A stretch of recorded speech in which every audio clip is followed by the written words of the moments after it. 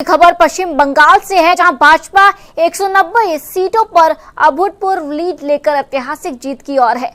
ममता बनर्जी का अभेद्य किला ढहता दिखाई दे रहा है। वहीं पर 293 सीटों पर जारी गिनती के बीच ये साफ है कि बंगाल में कमल खिल चुका है। वहीं पर पनिहाटी से आरजी कर पीड़िता की मां रत्ना देवनाथ की निर्णायक बढ़त ने साबित कर दिया कि बंगाल की जनता आज न्याय के साथ खड़ी है।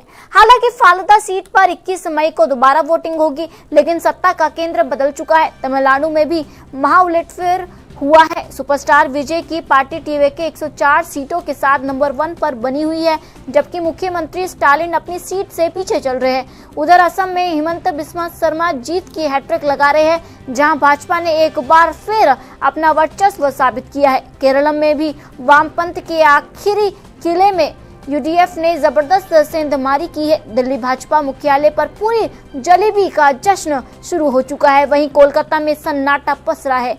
क्या ये एक नए राजनीतिक युग की शुरुआत है?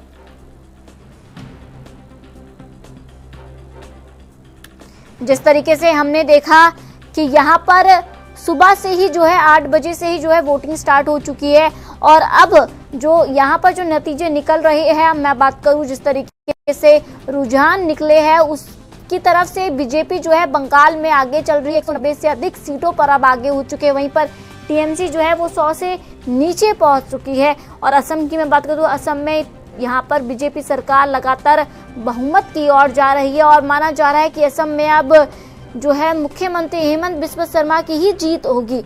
और तीसरी तरफ मैं बात करूं, पौंडीचेरी में भी बीजेपी आगे बढ़ रही है। लेकिन यहाँ पर बात की जाए केरल में बीजेपी कहीं भी नहीं दिखाई दे रही है। और तमिलनाडु में यहाँ पर विजय का जो है जिस तरीके से जादू चल रहा है, जनता विजय को सपोर्ट कर रही है, वो दिख रहा है साफ तौर पर। जिस तरीके से विजय की पार्टी यानी टीवीके को यहाँ पर वोट दिया गया है, इस वक्त का जो है मतगणना काफी ज्यादा इंटरेस्टिंग दिखाई दे रहा है।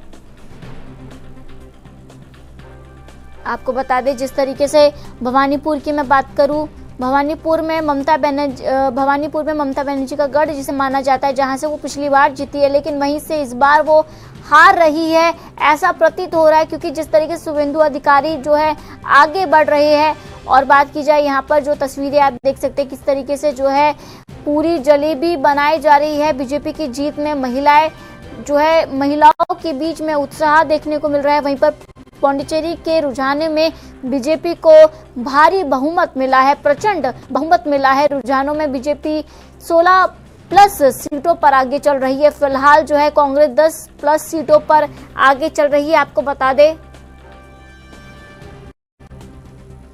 पौंडीचेरी के रुझानों में अन्य 3 सीटों पर आगे चल रही है। जिस तरीके से हम देख सकते हैं, रुझानों में बीजेपी 16+ सीटों पर आगे चल रही है पौंडीचेरी में।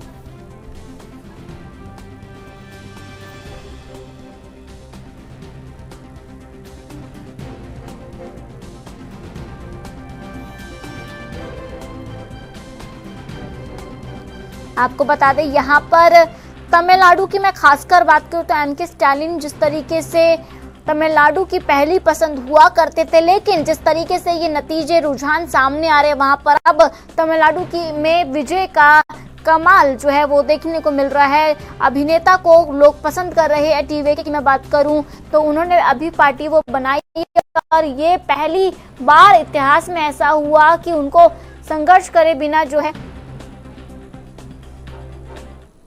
इसी मुद्दे पर हमारे साथ जुड़ चुके हैं हमारे सहयोगी अशोक जी, जिस तरीके से बात की जाए, हम लगातार सुबह से ही चर्चा कर रहे हैं। मैं बात फिर करूंगी पश्चिम बंगाल की। आखिर क्या हो रहा है, ये बीजेपी का इतना मैजिक कैसे चल सकता है? देखिए सनम, बीजेपी ने मैंने बताया लगातार जिस तरह काम कर रहा है, उसके कार्यकर्ता जो है गांव-गांव तक उसके कार्यकर्ता हैं, और जैसे ही चुनाव खत्म हो जाता है दूसरे राज्य में चुनाव के लग जाते हैं, पहली बात। और दूसरी बात कि जिस तरह 15 साल में ममता बनर्जी ने रोजगार की बात की थी कि हम रोजगार देंगे, लेकिन रोजगार देने में वो असफल साबित इसलिए हुई कि इस बात को विपक्ष उठा रहा था, लेकिन सरकार इस मानने के लिए इस बात को तैयार नहीं थी, और जनता ने दिखा दिया कि आपने कुछ नहीं किया। और यही कारण है कि बीजेपी को भी इतना उम्मीद नहीं था कि हम इतना सीट लाएंगे। जिस तरह रुझान अभी आ रहा है तो यानी यह अभी इलेक्शन कमीशन का पूरी कंफर्म नहीं हुआ है, लेकिन जो रुझान है, रुझान की मैं बात कर रहा हूं, तो रुझान में जो है बीजेपी आगे चल रही है। उन्होंने दावा किया था कि 200 सीट हम लाएंगे, लेकिन 193 सीट तक वो पहुंच चुकी है। और वहां पे जो मुद्दा था घुसपैठियों को लेकर मुद्दा था, लेकिन सरकार बात मानने के लिए तैयार नहीं थी कि वहां घुसपैठी हुए हैं, और इस बात को लेकर लगातार विपक्ष उठा रहा था। और इसी मुद्दे पर जो है जिस तरह मांगा गया, जिस तरह वोटर लिस्ट में नाम उन लोग का कटना हुआ SRI के तहत, तो कहीं ना कहीं ये सवाल खड़ा हो गया कि आखिर जो डॉक्यूमेंट मांगा गया था उनके पास डॉक्यूमेंट क्यों नहीं मिला। और दूसरा सवाल कि जब डॉक्यूमेंट नहीं मिला तो इससे खुद पता चल गया कि आप घुसपैठी हो। तो जो नाम कटा, नाम कटने के बाद भी जो मतदान हुआ 2 चरणों में, और जो 93% जो मतदान हुआ है रिकॉर्ड तोड़, इतिहास में पहली बार हुआ, देश के किसी भी राज्य में हो तो वेस्ट बंगाल। और जनता ने दिखाया कि इस बार बदलाव जरूरी है, और इसी को लेकर वो चुनाव लड़े। और हम बात करें, ममता बनर्जी ने 3 मुद्दा उठाई थी, ईडी का और NRI का, और प्लस हम घुसपैठियों का मुद्दा उठा के चुनाव लड़ रही थी। इसमें सारा कुछ बातें झूठ साबित हुई, और इसको जनता ने पूरी तरह से जवाब दिया, आपने देखा भी। तो यही कारण है कि जिस तरह बीजेपी के चेहरे पर मुस्कान नजर आ रही है, और तमाम कार्यकर्ता है झालमुड़ी को लेकर बातें कर रहे हैं। और मोदी ने कहा था भी कि हमने खाया झालमुड़ी और मिर्ची लगी दीदी को, तो वास्तव में लग रही। लेकिन ममता बनर्जी ने जो संदेश अभी दिया अपने कार्यकर्ताओं को, मनोबल ऊंचा रखना है, हम चुनाव जीत रहे हैं। स्वाभाविक है कि अगर कोई भी 15 साल रहता है तो कार्यकर्ताओं को इस तरह का हताश उदास नहीं करता है, अपने कार्यकर्ताओं को रिचार्ज करते रहता है। लेकिन ममता बनर्जी को भी लग गया है कि हमने कहाँ गलती किया है, कहाँ चूक किया है, क्योंकि वहां पर जब भी चुनाव होता था बारूद के ढेर पर चुनाव होता था। बारूद के ढेर का मतलब होता था कि कहीं ऐसा कोई मतदान केंद्र न हो जहां बम बारूद न फेंके जाते थे, न पकड़ा जाता था। उसका जवाब जो है जनता ने इस बार दे दिया है कि क्योंकि अब बंगाल वो नहीं रह गया, बंगाल अब शिक्षित बंगाल हो गया। बंगाल में लोगों को रोजगार चाहिए, बम बारूद की वहां पे जरूरत नहीं है। और यही कारण है कि आज जो दिख रहा है जिस तरह रफ्तार से, तो अब जो पोस्टल बैलेट की शुरुआत जब गिनती हुई 8 बजे से ही, शुरू से ही रुझान बढ़ना शुरू हो गया, लगातार रुझान बढ़ते रहा। तो हम यह कह सकते हैं कि इस रुझान को लेकर TMC के कई नेताओं का बयान आया कि तो रुझान है, हम जीतेंगे चुनाव, हम जीतेंगे। लेकिन और जिस तरह 1 बजने के बाद अभी उतना ही पर रुका हुआ है, यानी TMC घट रही है और बीजेपी बढ़ रही है। अब ये नहीं लगता है कि TMC बढ़ पाएगी, क्योंकि 148 सिद्ध करना था बहुमत के लिए और 193 पहुंच गई है बीजेपी। तो स्वाभाविक है कि किसी भी हालत में वहां सरकार बनेगी। और इसी को लेकर तमाम राज्यों में जो है बीजेपी कार्यकर्ताओं में खुशी देखी जा रही। उत्तर प्रदेश हो, उत्तराखंड हो, बिहार हो, झारखंड हो, तमाम जहां बीजेपी है वहां पे जो है खुशी देखी जा रही है। आज खुद PM मोदी जो है दिल्ली बीजेपी कार्यालय से अपने कार्यकर्ताओं को संबोधित करेंगे, क्योंकि उनको भी उम्मीद नहीं था कि हम वहां पर हमारी सरकार आएगी, क्योंकि इतिहास में। लेकिन अशोक जी, देखा जाए तो अगर बंगाल में आज बीजेपी जीतती है, हालांकि अब थोड़ी बहुत तस्वीर तो साफ नजर आ रही है, लेकिन अगर जीतती है तो मेरा मानना यह है कि प्रधानमंत्री मोदी जी को आज जनता को संबोधित अगर करना है तो पश्चिम बंगाल जाकर ही करना चाहिए था, जिस हिसाब से उन्होंने जो वचन दिया था।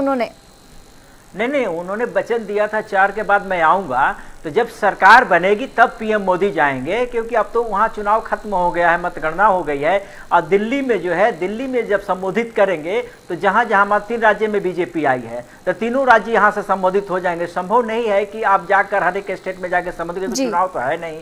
ऐसे भी जो है अभी आचार संहिता लगा हुआ है, और इसी ने मतलब इलेक्शन कमीशन ने निर्देश जारी कर दिया है कि किसी प्रत्याशी को जुलूस निकालने की जरूरत नहीं है, नहीं जुलूस, विजय जुलूस पर रोक लगा दी गई वेस्ट बंगाल में। ऐसे भी कहीं जाना उचित नहीं है, और यही कारण है कि बीजेपी कार्यालय से यहाँ संबोधित करेंगे, और यहाँ से सभी नेताओं को बधाई भी देंगे, क्योंकि बड़े बड़े नेता भी जो हैं दिल्ली में रहते हैं, तो यहाँ से साधेंगे। देखिए, और यहाँ से एक चुनाव नहीं साधेंगे, यहाँ तो उन्हें बधाई देंगे। और दूसरी तरफ जो है 7 राज्यों में 2027 में चुनाव होना है, जिसमें यूपी है, पंजाब है, उत्तराखंड समेत 7 राज्य हैं, तो उसको भी साधेंगे। तो कहीं ना कहीं जो है मोदी की जो मैजिक है, मैजिक वास्तव में काम कर गई है। लेकिन मोदी ने जिस तरह वादा किया है वेस्ट बंगाल को आगे बढ़ाने के लिए, रोजगार देने के लिए एक बड़ी चुनौती होगी वहाँ के लिए, क्योंकि अगर जनसंख्या के हिसाब से बात करें तो वेस्ट बंगाल की जनसंख्या काफ़ी है। अभी घुसपैठी पूरी तरह से नहीं हट पाए हैं, यानी एक लंबी प्रक्रिया होगी इनके लिए, क्योंकि वो जांच करना होगा कि आगे बाहर का कौन है और हमारे राज्य का कौन है। और तीसरी बात कि देखिए, विपक्ष अब वहाँ मजबूत हो गया है। विपक्ष पूरी तरह से कमजोर था, विपक्ष में कोई नहीं था। और सबसे अहम बात है कि जो 32 साल तक जो सरकार चला है वो मात्र लेफ्ट जो है तीन सीटों पर आके सिमट गया। तो कह सकते हैं कि कब कहाँ कोई चला जाएगा। क्रिकेट का जिस तरह मैच होता है उस तरह राजनीति का मैच होता है, उसी तरह जो मैच खेला गया। और बॉलिंग जो है कौन की, जनता ने किया, और बैटिंग कौन किया, बैटिंग पार्टी ने किया। कौन कितना किया, ये तमाम चीजें खुलकर सामने आ गई। लेकिन अब काम करने की पारी आ गई। अब यह देखना होगा कि अब आज शाम तक जो क्लियर भी हो जाएगा कि आखिर वहां शपथ कब होगा, मुख्यमंत्री कौन बनेगा, क्योंकि बड़े बड़े चेहरे हैं जो कुर्बान हो गए हैं उस राज्य के लिए, और जो लोग काफ़ी मेहनत की हैं उसमें भी चयन किया जाएगा, क्योंकि उनको बाहरी मुख्यमंत्री नहीं देना है, बंगाली मुख्यमंत्री होना चाहिए, उसी राज्य का मुख्यमंत्री होना चाहिए। क्योंकि ये वादा किया गया था पार्टी द्वारा, टीएमसी इसी बात को कह रही थी कि बाहर से आके लोग प्रचार प्रसार करके चले जाते हैं और बाहरी लाके मुख्यमंत्री बैठा देते हैं। लेकिन इस बार वेस्ट बंगाल में ये नहीं होने वाला है, क्योंकि वही का मुख्यमंत्री होगा। अब पूरी तरह से जो भी होगा वो विकास करेगा, धरातल से देखेगा। जो घुसपैठियों की बात है, घुसपैठियों को भी हटाने का प्रयास किया। हालांकि 10,000 घुसपैठियों को वहां से हटा दिया गया है, लेकिन पूरी तरह से वहां पे सस्पेंस बरकरार रहता था। जब सरकार, केंद्र सरकार हटाने के लिए बात करती थी, राज्य सरकार रोक देती थी। अब यह है कि छूट हो गया, क्योंकि दो इंजन की वहां पर सरकार हो गई। केंद्र में भी बीजेपी की सरकार हो जाएगी और प्लस राज्य में बीजेपी की सरकार हो जाएगी। अब दोनों मिला के विकास की बात किए हैं। अब ये देखना होगा सोनम की उस इलाके की वास्तव में विकास होता है या सिर्फ बयानबाजी में सिमट कर रह जाएगा। जी अशोक जी, आपका धन्यवाद हमारे साथ जुड़ने के लिए।